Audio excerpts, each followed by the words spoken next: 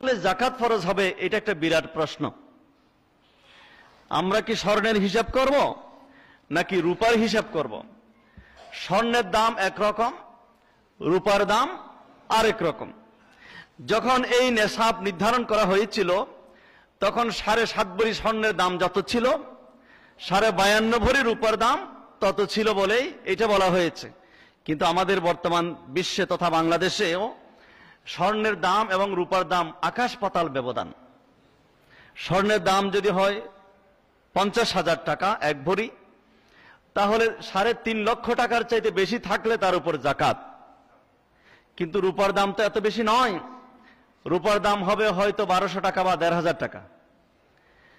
রূপার দাম যদি 1,500 টাকা হয় তাহলে 52.5কে 1,500 দিয়ে গুণ করলে যত টাকা হয় হয়তো 70-75 হাজার টাকা হতে পারে। এটা বাজার দর হিসাব করে আপনারা যোগাযোগ করে নিয়ে নেবেন, যার যার হিসাবটা নিজেরাই করে নেবেন।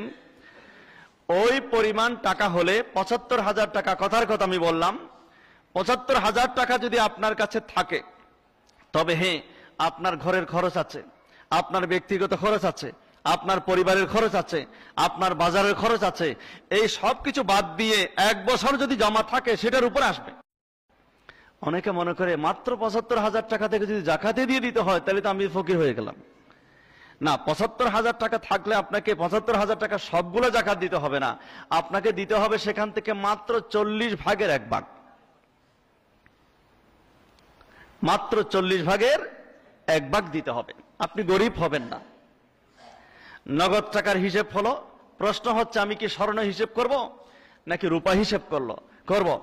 স্বর্ণ হিসাব করলে 3.5 লক্ষ পর্যন্ত অপেক্ষা করতে হবে, আর রূপার হিসাব করলে 75,000 টাকা হয়ে গেলে বা কম বেশি আপনার উপর জাকাত ফরজ হয়ে গেল। এতে করে একদিকে আপনি জাকাত দান করলেন, আরেকদিকে গরিব মিসকিনরা লাভবান হয়ে গেল। ফিকহ ফতোয়ার কিতাবের মধ্যে আসছে স্বর্ণ হিসাব করব নাকি রূপা হিসাব করব, এই ধরনের যদি প্রশ্ন আসে তখন তার সমাধান হচ্ছে যেটার হিসাব করলে গরিবরা আগে জাকাত পাবে সেটার হিসাব করতে হবে। এখন স্বর্ণ হিসাব করলে একটু সময় লাগবে, রূপার হিসাব করলে তত সময় লাগবে না, আগে ভাগে গরিবরা পাবে। আনফাউলিল ফুকারা, এই জন্য আমরা স্বর্ণের হিসাব করব না, আমরা রূপার হিসাব করব। এই হলো শরীয়তের ফয়সালা। আপনার কাছে 1 লক্ষ টাকা জমা আছে 1 বছর, আপনি মনে করবেন না 1 লক্ষ টাকার মালিক আপনি। আপনাকে হিসেব করতে হবে আপনি 1 লক্ষ টাকার মালিক নন, আপনি হলেন 97,500 টাকার মালিক। বাকি 2,500 টাকার মালিক আপনি নন, ওই টাকাটা আপনার নয়, আপনার সম্পদের ভিতরে আরেকজনের টাকা ঢুকে গেছে। আপনাকে সেই 2,500 টাকা বের করে ফেলতে হবে। ওই 2,500 টাকা বের যতক্ষণ করবেন না ততক্ষণ 1 লক্ষ টাকা এগুলো পবিত্র হবে না, এটা অপবিত্র থাকবে। জাকাতকে জাকাত এই জন্য বলা হয়, জাকাত বের করার সাথে সাথে আপনার 1 লক্ষ থেকে যখন আপনি 2,500 টাকা বের করলেন, সাথে সাথে 97,000 টাকা পিওর টাকা হয়ে গেল, পবিত্র টাকা হয়ে গেল। আপনি যদি 2,500 বের না করেন তাহলে পবিত্র হবে না। জাকাত শব্দের অর্থ হচ্ছে পবিত্র। জাকাতকে জাকাত এই জন্য বলা হয়, জাকাত দেওয়ার কারণে আমার সম্পদ পবিত্র হয়ে যাচ্ছে। জাকাত শব্দের আরেক অর্থ হলো বৃদ্ধি পাওয়া। জাকাত দিলে অনেকে মনে করে 2,500 টাকা দিয়ে দিলাম, আমি 2,500 টাকা দিয়ে তো অন্তত 5 কেজি গোস্ত কিনতে পারতাম না। আপনি মনে করবেন না ক্ষতিগ্রস্ত হয়েছেন।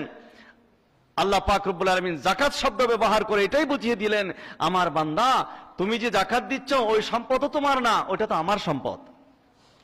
ওয়ামিম্মা রাযাকনাহুম ইউনফিকুন, তোমার সম্পদ থেকে দেওয়ার দরকার নাই। ওয়ামিম্মা রাযাকনাহুম, আমি যে সম্পদ তোমাকে দিয়েছি সেখান থেকে তুমি দান করো।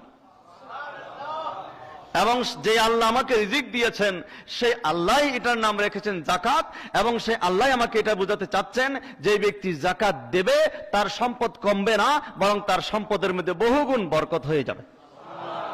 তার সম্পদ কি হবে? বাড়বে। গাছের ডাল কাটলে কি ছোট হয় নাকি আরো বাড়ে? এটা সেরকম, যত দিবেন তত বাড়তে থাকবে, যত দিবেন তত বাড়তে থাকবে। ওই 2,500 টাকা আপনার